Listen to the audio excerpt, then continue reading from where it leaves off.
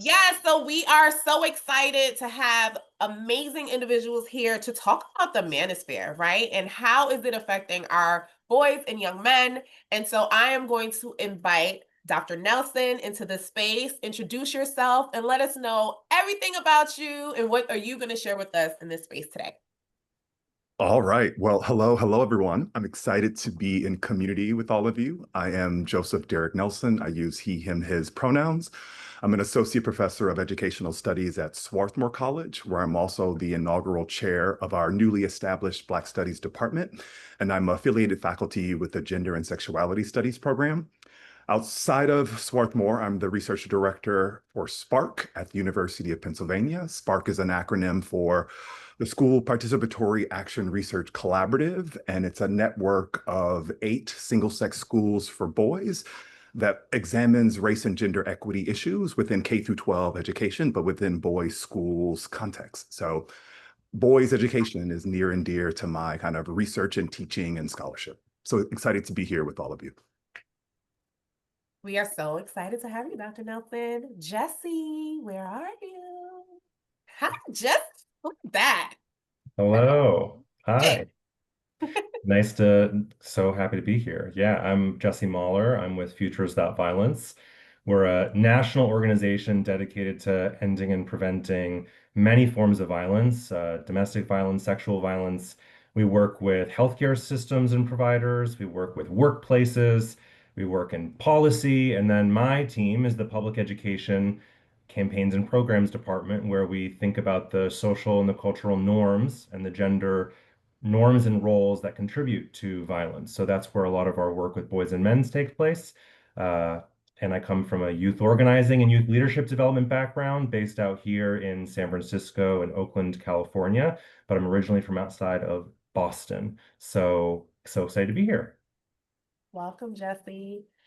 And Rachel. Hi, Rachel. Hi, Daniela. Thank you. I'm really excited to be here with everyone. My name is Rachel Katz. I use she, her pronouns, and my background is in health promotion and sex ed. And I currently work at Equimundo, the Center for Masculinities and Social Justice. We work in research, advocacy, and programs. I'm a program officer. So on programs, we work with youth, adolescents, and adults on gender norms and sexual health and relationships, with a particular focus on how healthier gender norms can benefit boys and men themselves and people of all genders. Thanks. Awesome. Thanks, everyone. I had some poll questions, but given the time, I am gonna skip our polls and get right into our discussion. So I'm gonna let everybody see our panel as they answer these wonderful questions. Rachel, can we start with you? Um, can you just tell the group here, like, what is the manosphere? What exactly are we even talking about? I think some people are interested because they saw the show Adolescence, but like, could you give us like, if you haven't seen that show, what are we talking about? What is the manosphere? Thanks, Jeff. Yeah, so the Manosphere is a web of websites, forums, TikToks, YouTube channels that funnel viewers, usually from well-meaning searches about dating advice, fitness, making money, into content that is more extreme and misogynistic. And there's a few core messages of Manosphere content. One is a validation of boys and men's struggles, loneliness, insecurity, is real. And this is important because in Equimundo's reports, for example, State of American Men from 2023, we see that boys and men are lonely and disconnected. Of young men 18 to 23, 2/3 said, no one really knows me. And 1/2 said that their online lives are more engaging than their offline lives. So the manosphere is finding a captive audience. A second core message is these struggles are tied to harmful masculine gender norms. If you're stronger, if you're more handsome, if you're richer, you'll be better off. And three, the reason for these struggles is that progress for women and girls has come at a cost for men and boys, and that the system's rigged against men and feminism is to blame.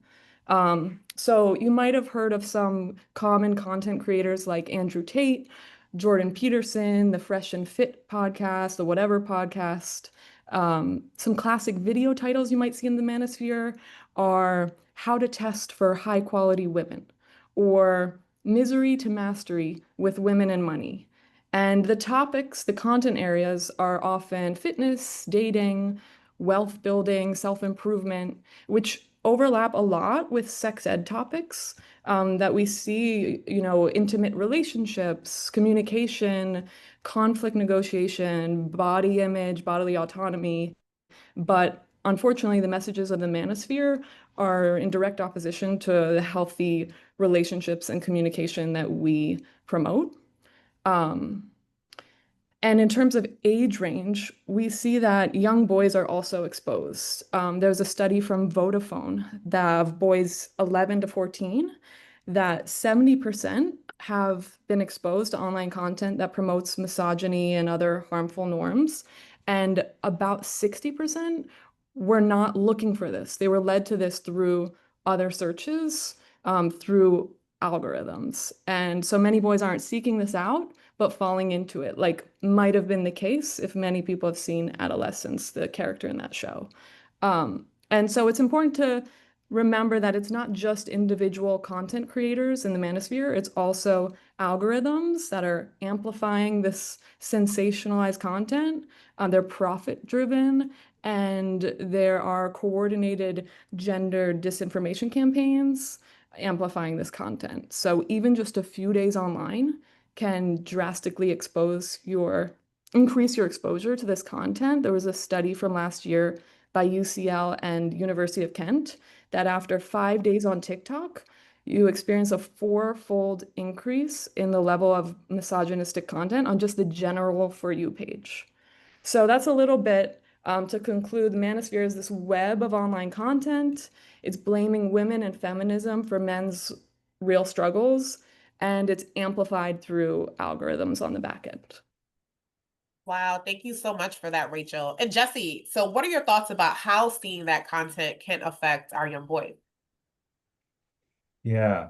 Well, I also realized too in our introductions, Rachel, we didn't talk about the partnership that our organizations have had that we have called the Link Up Lab, which is dedicated to identifying digital solutions, interventions, educational methods, working with moderators, working across online spaces. We produced a report last year called the Manosphere Rewired, which is where a lot of the conversation that we're bringing forward today is coming from, as well as we just launched a website called the linkuplab.org, and there are going to be a lot of exciting projects coming out of that, so stay tuned.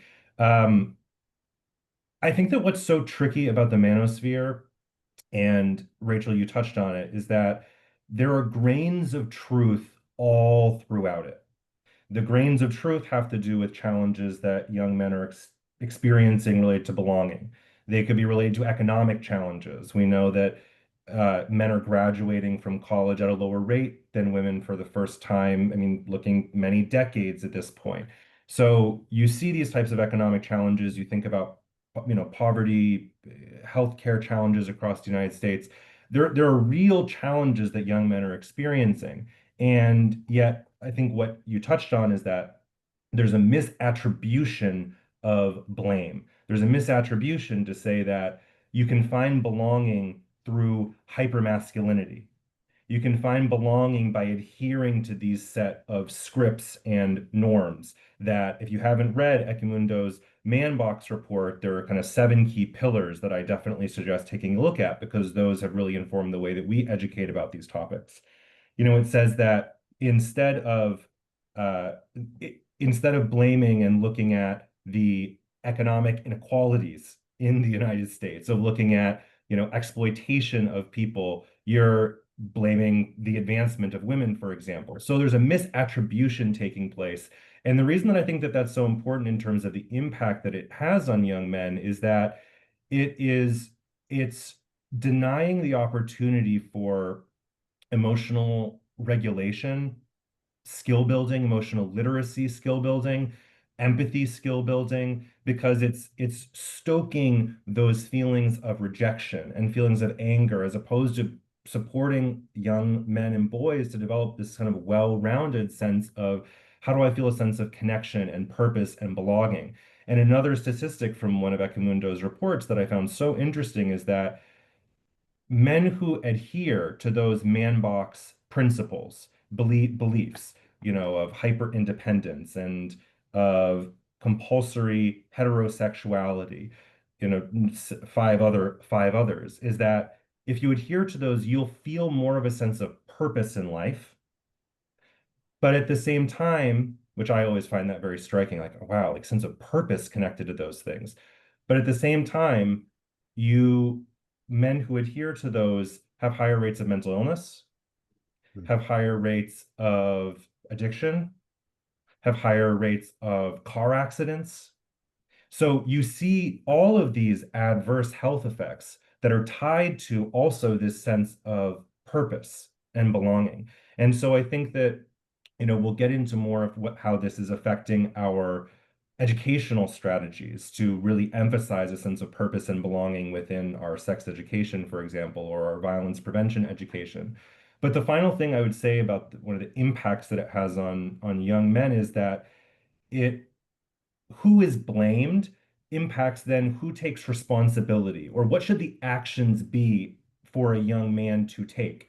For example, should I learn more about how to be vulnerable, to share my emotions, to bring other people, to ask questions, to have curiosity?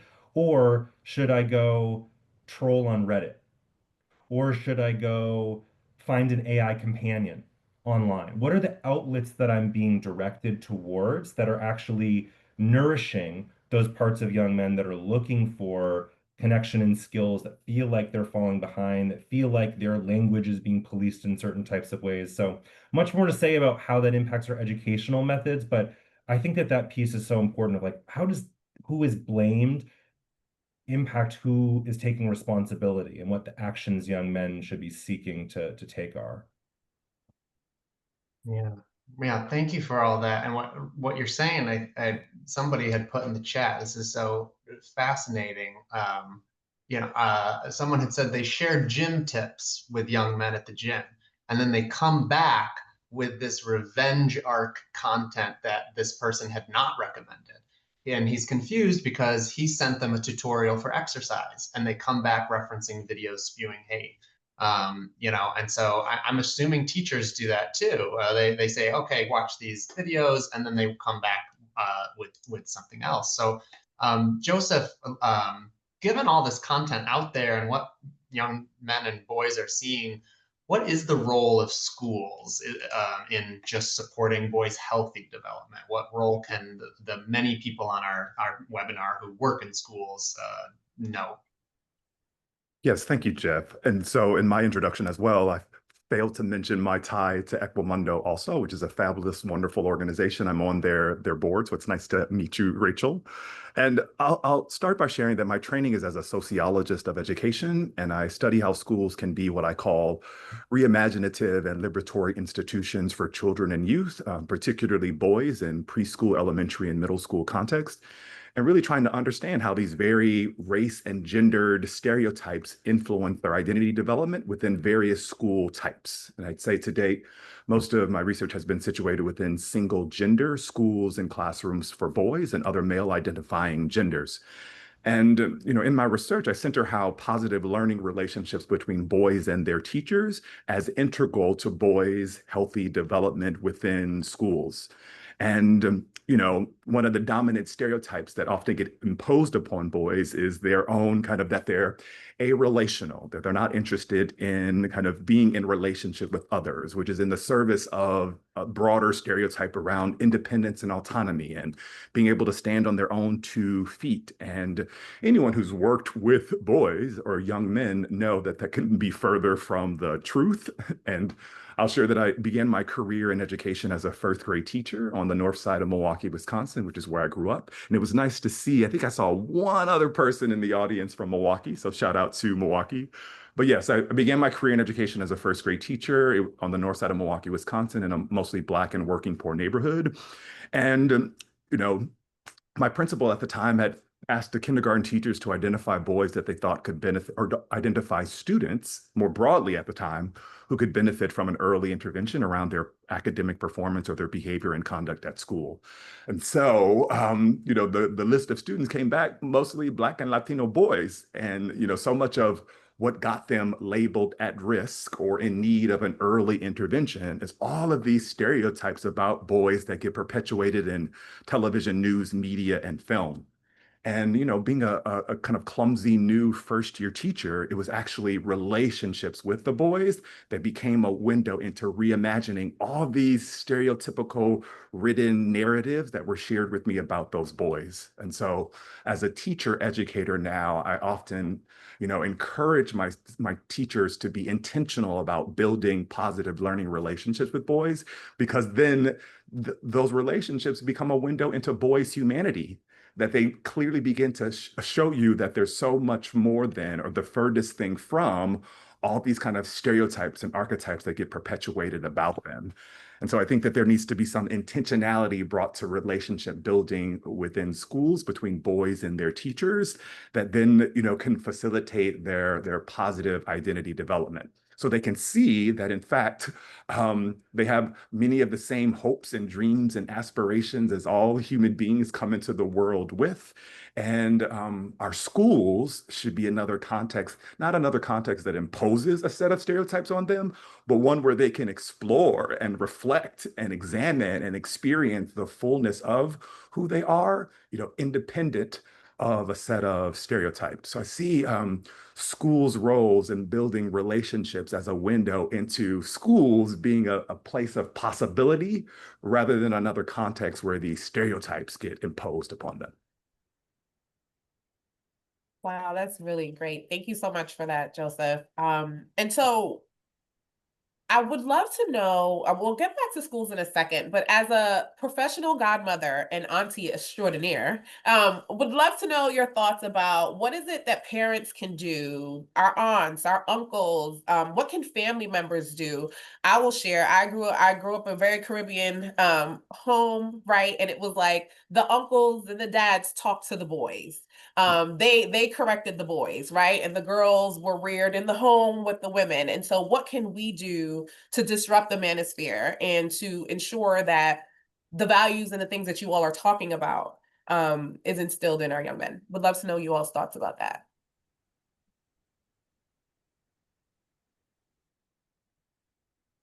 I could jump in with a few tips. I would say this is very challenging to, even if there's strong guidance from important adults in their lives, there's so much online exposure. As we saw, if folks have seen Adolescence, there's strong parental support, and yet it's a whole nother world online. So I would give a few tips to engage with the online content, and not have that be totally separate from your guidance and support. So one thing to do is ask questions about the content without judgment, just curiosity. Like, what do you like about this video? What do you think about the advice from the influencer? To get into a conversation about it. A second thing is to share alternative content that might be on the same topics that they're interested in, dating advice, fitness, self-improvement, but without those underlying harmful messages. Again, talk about algorithms to understand a little bit about how this is coming into their world and why it's being pushed on them. And then encourage a critical lens. Teach how to consume media with a critical eye. Like, who might benefit if I believe these perspectives? Are they trying to sell me something? Or is this just someone's opinion, or do they have evidence behind this? So those are just some tips on if you want to engage with young boys or girls or all genders on these what they're being exposed to online. And what I can share is in agreement 1,000% with what Rachel mentioned around asking questions. I think it's important for parents to recognize that we live in a world, we live in a society that genders, behaviors that are fundamentally human. And I think, boys and men are often impacted by that. So, asking yourself as a parent to lead with curiosity, ask questions, listen and seek to understand boys' perspectives, and that will give you a knowledge about them that then helps you better parent them and better guide them towards resources or opportunities that recognize the diversity of boyhoods and that there are multiple ways of being a boy and a man in our world, that parents can play an integral role in kind of creating those opportunities of exploration in the home or elsewhere for their young children. I don't, an example of that too would be, I wouldn't say to promote all, parents, caregivers to, play all the video games with, your kids, for example, like jump it. But I think that oftentimes online spaces, video games can be totally unsupervised. Most of the time they are. I saw a really interesting article recently, some others may have seen it too, that was asking young adults, well, I guess it was young people, as it was probably kind of more middle school age range, how are you likely to get off of your screens, off of your phones? Like what would it take for you to do that? And one of the answers was it kind of gave a poll between would you want kind of unsupervised time in person with friends and things like that, or would you want that unsupervised time online? And it was and on phones and video games and such. And it was almost double the number of young people that said we would want it in person. And I think there's this interesting dynamic where a lot of young people just get access to these online spaces with no supervision, which doesn't mean, as a parent or caregiver, I'm like breathing down the neck of every single piece of content. But the point is, you're having all of these online interactions with very little space to process those things, to understand those things. So, Dr. Nelson, I think that just exemplifies the need for curiosity, and also the desire to not just chastise, like, oh, you want video games, that's just junk, that's the equivalent of junk food, and which it's a problematic concept in its own right. But I think that those ideas perpetuate and can even push boys away to feeling like, oh, well, I enjoy this to some extent, and it's just being criticized. Um, the other thing I wanted to mention is this is really echoing, some of you might know the content creator Therapy Jeff, but he's created a slew of videos in the last few weeks that are focused on this exact topic of what caregivers, parents, mentors, educators can do.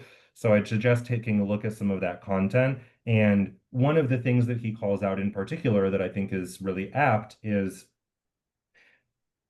what can we do to really learn the signs, the symptoms, the language or the dog whistles of manosphere topic and themes? So if there's sort of, again, the theme around rejection, the theme around girls are the problem for certain types of things, for within dating, for example, kind of like those early indicators of the incel kind of category, involuntary celibate category. If we can identify some of those signs, it makes it, then that's an inroads to have a conversation. It's an inroads into all of the types of digital and media literacy that we already do, but just applying it within this new context. And lastly, I would be remiss to not mention that Link Up Lab between Ecomundo, Futures, and Amaze have been creating videos that I know that Amaze is going to share one of an early version of them very shortly after our panel gets off. But in addition to some of those videos that touch on these exact type of manosphere related topics, we're going to be creating educator materials as well as short training modules for mentors and parents online that'll be really useful and interesting. So stay tuned for more practical resources from that standpoint as well. Exactly. Thank you so much. Thanks, Jesse. Thanks, everyone. All right, we've got about 15 minutes left on this panel, and I wanted to just say I love how everybody is out there looking for these resources online. I would love to encourage you. We're going to send all the resources afterwards. If you just want to focus on the panel, that is also cool. We're going to send you everything afterwards. Put your questions in the Q&A, and anything we don't get to, we're going to send answers to afterwards. I want to get into how this, I think a lot of times people see this content or they talk to their boys and they go, oh, it's so bad for when they start dating. oh, this is so bad for when they're with a girl if they're straight, right? What about outside of dating, like friends interactions and colleagues interactions? Like, is there any evidence or anything that anyone can comment on that is like, this is what we're seeing when someone has been sucked into this content?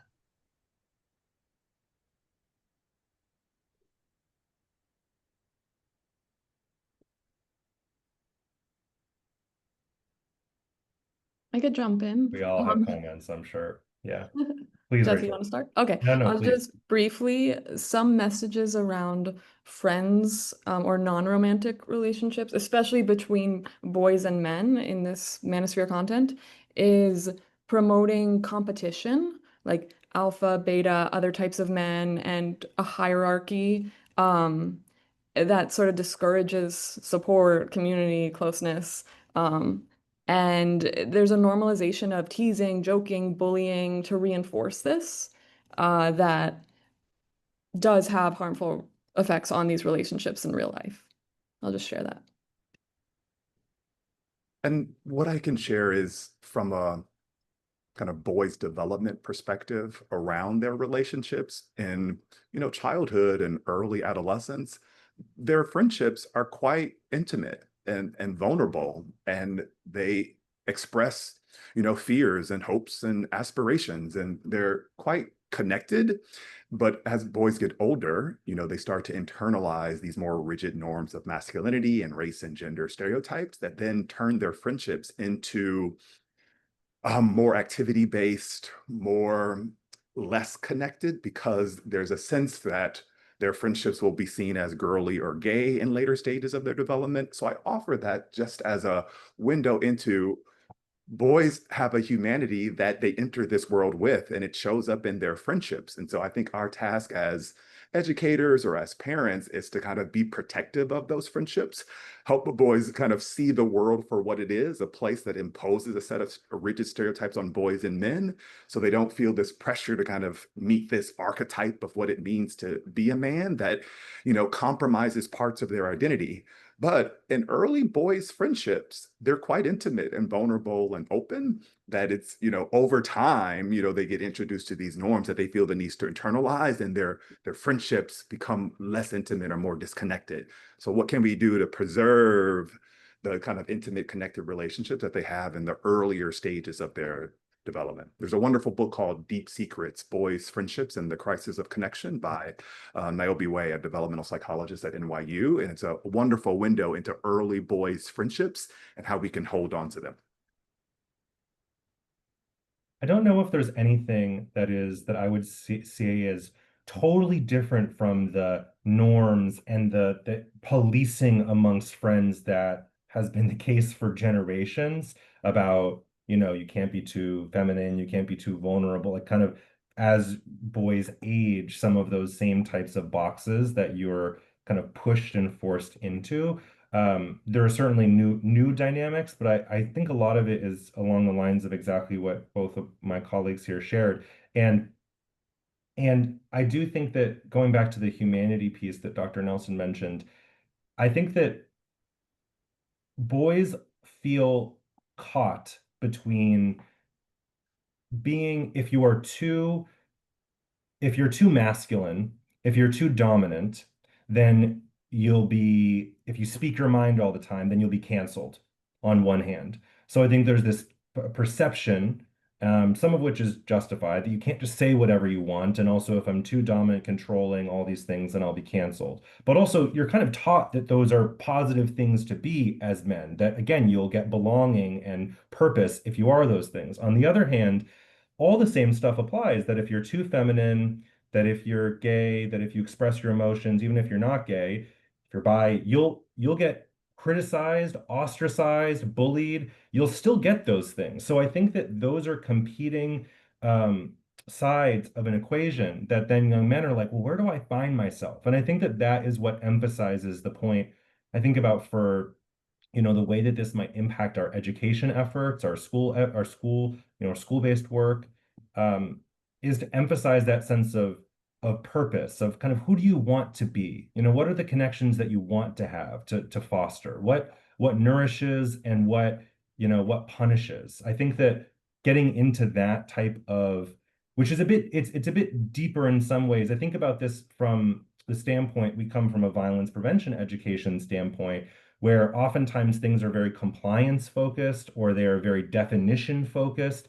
And those things are total turnoffs. Not always, but they can really be turnoffs, especially like getting a definition of consent 5 times as opposed to maybe getting into some of these deeper elements of who are you as a person and how have these things impacted you, identifying how these cultural norms around masculinity have impacted you as young men feels like such an important place to start from building a sense of ownership, as opposed to some of these other ways that might feel, yeah, a bit more definitional or dry or things like that.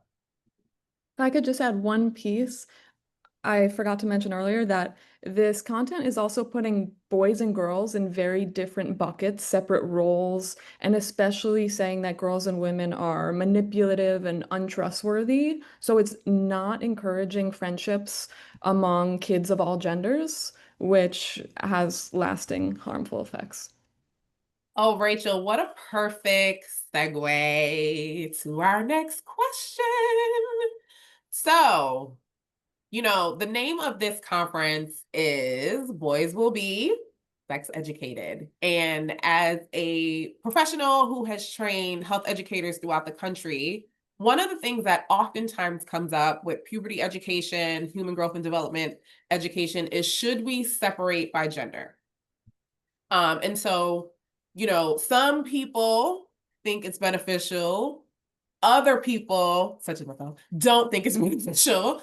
And so I would love, because I know that there are a lot of sex educators that are joining us across the world, would love to know you all's thoughts about sex education. Do we separate them? Do we not separate them? What is the benefits? What are the pros? What are the cons? Just really getting your honest thoughts about this, because if we're saying that we want to foster intimacy in relationships among boys and girls and all genders, right? Among humans, then we should normalize conversations across the gender spectrum. So would love to get your thoughts about how sex ed, human growth and development, puberty education is taught in spaces and in your work. Does separation perhaps perpetuate the manosphere? What are you all's thoughts? I can share again from a boy's development perspective. I think at earlier stages of their development, early adolescence or the middle school years, that there is some value to having a single sex, single gender conversation with boys about sexuality and puberty and things of that nature, just because of where they are developmentally. It's not impossible. It will require finesse on the part of the facilitator to establish some norms and some values and beliefs around having these types of conversations about sex and sexuality. But I do think that it is necessary, I would say, in later stages of their development, when they're in late adolescence, to bring the genders together. Because then, they're developmentally in a place to kind of look at these social issues that are connected to sex education and be able to have a conversation with one another about how to best to kind of explore romantic relationships with one another or understand their bodies in more in-depth ways. That I think earlier stages may benefit more from a single sex composition of these discussions. Not impossible, but I think given where they are, that kind of the safety that comes with being around other individuals that share their experience might be key. But later stages, I think it's time for them to really begin to start having these cross-gender conversations around sex and sexuality in sex ed spaces. Thanks. I can speak from a perspective of Futures Without Violence. We have an evidence-based program called Coaching Boys into Men, which leverages the role that coaches, athletic coaches play as a mentorship role in the lives of young men. And so we train coaches to facilitate small weekly discussions on issues of healthy relationships and violence prevention, mental health. And the program has been researched from a middle school to high school level for reference, but it's implemented at college level as well. And what we see is that the in-group, the closed group, the single gender group can be very meaningful from a a safety perspective, a comfort perspective, but at the same time, certain amount of that, we think about a sports team, is because it's a team environment, because you have a sense of collectivity together. You have a sense of working together already. So that becomes a bit of the platform that you're having conversations for. Well, how does that translate to respect? How does that translate to communication?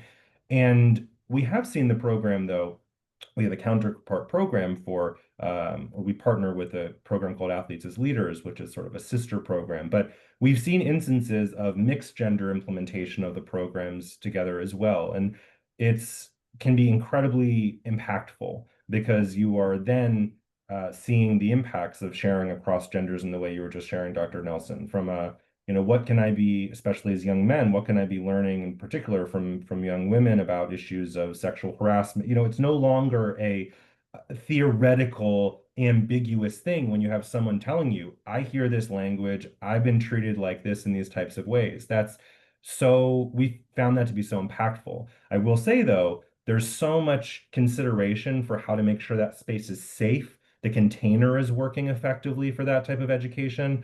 We've seen it be really helpful to have some split and some together, so some mixed and some separate gender, because then it allows for kind of different places for processing and sharing in different types of ways too. So I don't think that there's a one, Danielle, to your good question, I don't think there's a sort of like one answer to it. One thing that we always lean on for the Coaching Boys into Men program is listening to young people. What are young people telling us they think is needed? Would mixed gender conversations here really make a difference? Does it feel like that is even a safe place to have those types of conversations? So we see it as, there's pros and cons and a mixture of all.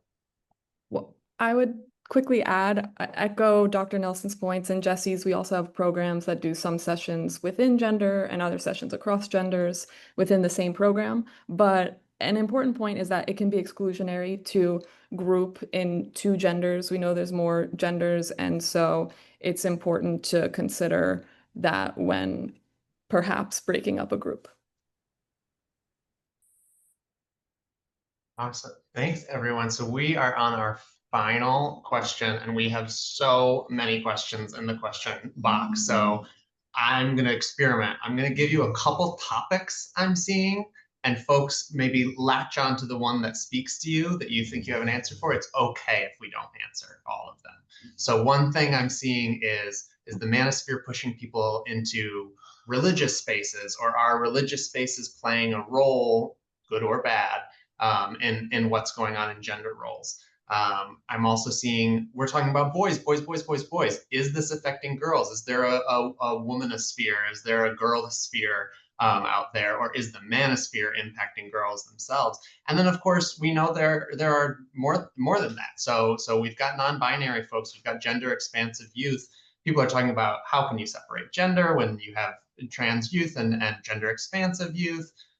So those are just three themes of different questions I'm seeing. And then finally, if none of those speak to you, or you just don't personally have an expertise on that, how can someone, I love the point that you made that boys find this content because they're genuinely seeking answers. They're genuinely like, how do I respectfully, how do I be a gentleman? How do I respectfully ask somebody on a date? Blah, blah, blah. And then they fall into this. So how do we, as parents, as teachers, as mentors, how do we tell the difference between my son or someone I know is watching good, healthy content versus, hey, that's falling into problematic territory? So I just threw a ton at you, and it's okay if we don't answer all of them, but what speaks to you?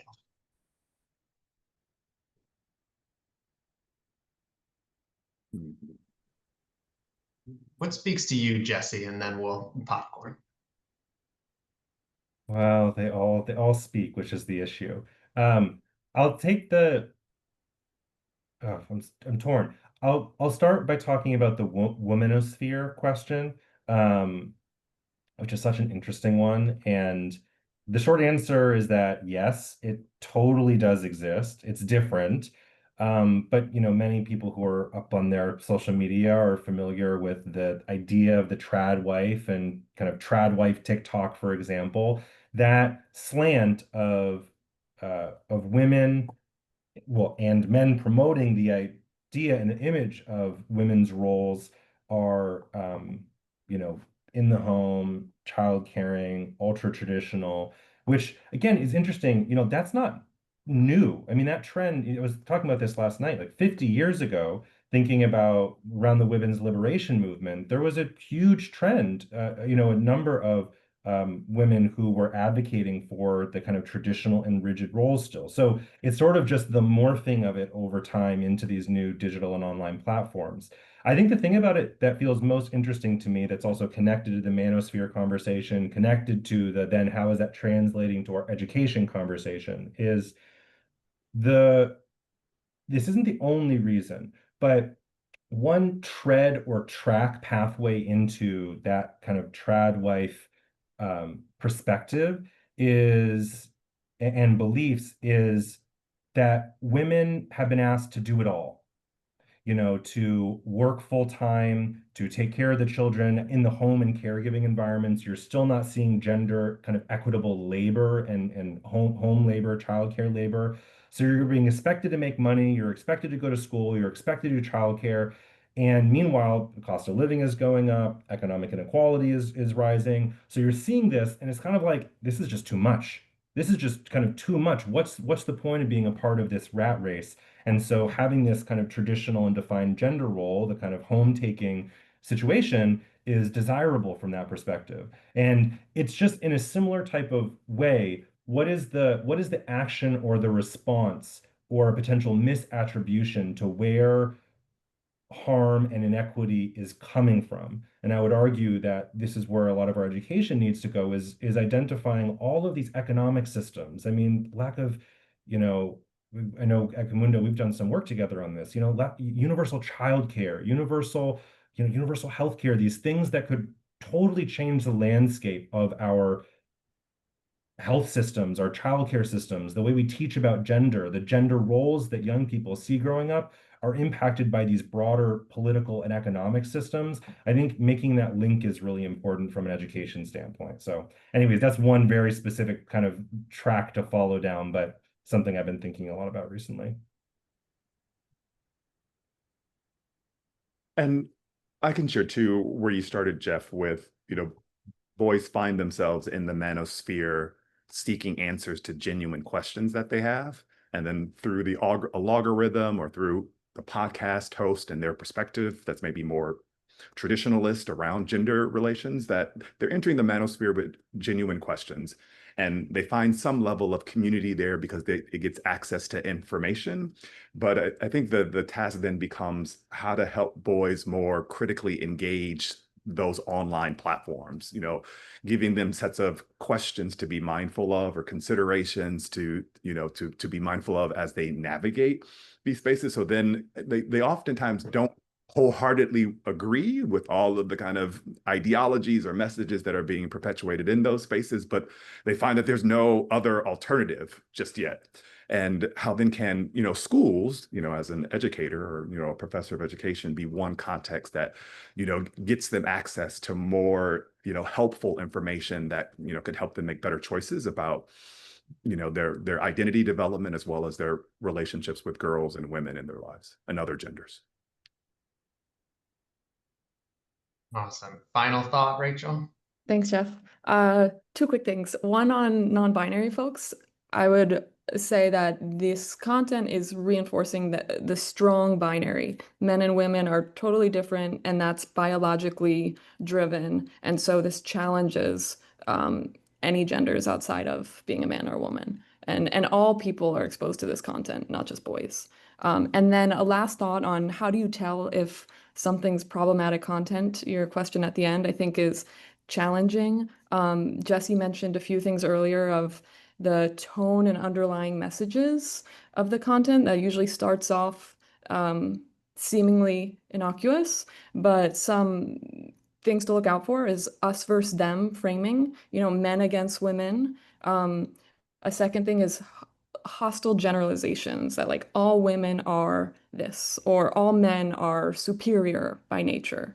And another thing is products. Are they sponsored in ads or often directly in the videos? Can show you that this is being promoted for a certain reason. That is so extremely helpful. I feel like I see that all the time with the ads. Um, Great. Thank you so much to our panel.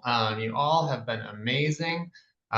We are going to transition to our next section, but first, like Jesse mentioned, so Futures Without Violence, Equimundo, Amaze, part of the Link Up Lab, is creating 5 Amaze videos targeted specifically to boys, trying to hit on these topics. And that's because YouTube is where we're seeing the most activity among boys in terms of where they're finding this content, learning this content. And these are some of the topics that we're going to cover. And today we are going to debut a rough draft of our looks maxing video, and we'd love for you all to see it. So you all know and love Amaze content. There's over 1,000 people on this call who are ready to see what we've got to go here. So And let's so world premiere. World premiere. of the first draft, but nonetheless, we really wanted you to see it, even if it's in draft form. All right, here we go. It's been a week now, and I see like no gains. If this keeps up, I'll never get a date. Okay, what do we have here? Liam, 15, crushed by manhood expectations, and obsessed with testosterone boosters. Maya? From the 12th grade? What are you doing in my room? My fantasies are becoming more and more real. It's Agent M to you. Maya is just my cover identity. But yeah, it's me. I've been sent on a mission to show you some healthier ways to be a man. But you're... Not the shredded jaw god you were expecting? Yeah, the folks at Brotherhood of Real Ones, thought, hey, who knows what girls want better than a girl? So, here I am. Cool gadgets, sarcasm, and a bit of common sense. Okay. So, why isn't this working for me? This? It's a scam in teddy bear gummy form. Let me take you on a quick trip down Looks Maxing Road. Welcome to the Hall of Half-Truths and High Saturation Lighting. Take Testo Blast Max every day, and you can bench 300 pounds. No science, just disappointment. Big Guy energy drink gave me stamina. Yeah, real expensive pee, 0 results. These insoles made me 3 inches taller. Not really. Just 3 inches closer to a lifetime of back problems. It's a money-making machine, Liam. First, they make you feel like you're not enough, then they sell you the cure. And they all kind of look the same. Exactly. One mold, one fake standard. Like there's one idea of what it means to be a man. And honestly, it's boring. Some things, like your jaw, your height, the size of your package, you can't change, and you don't need to. But isn't that what girls want? How many girls' sleepovers have you been to? Exactly. So, I've had my share of fuzzy animal onesies, terrible rom-coms, and heated who's boyfriend material polls. Abs? I mean, for some people. But what really makes a good boyfriend? Someone who's loyal, kind, listens, shares how he feels, and keeps his promises. You know, someone who can just be real. That's the stuff that makes a girl's heart race at 2 a.m. So, maybe I'm not so terrible the way I am. There you go. I just love men with confidence. Look, exercising every day makes everyone feel better. So does regular sleep, eating enough protein, fiber, fruits, and veggies. It works. All of that is awesome. But if it stops being fun and starts making you anxious, that's not strength, that's stress. So, work out, not just to look good, but to feel good too. Exactly. All right, Off to stop David, 17, basketball team, from buying 10 packages of Jawline gum.